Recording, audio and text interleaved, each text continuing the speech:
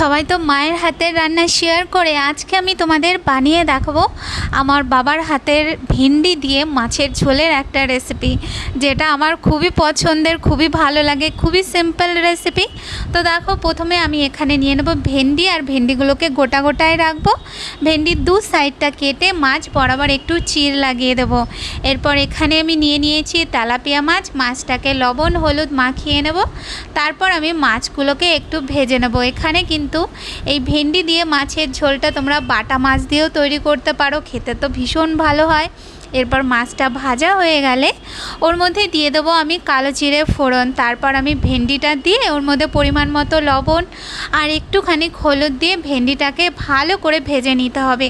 ভেন্ডিটার কালারটা যখন চেঞ্জ হয়ে আসবে তখন আমি এর মধ্যে লবণ হলুদ একটু লঙ্কার গুঁড়ো আর একটু জিরের গুঁড়ো জলে গুলিয়ে তারপর ভেন্ডির মধ্যে কয়েকটা চেরা কাঁচা লঙ্কা দিয়ে মশলাটাকে ভালো করে একটু কষিয়ে নে।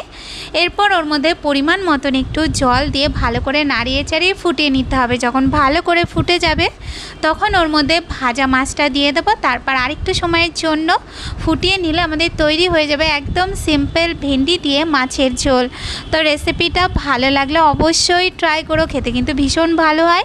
লাইক কমেন্ট করতে ভুলো না। আজকের মতন টাটা।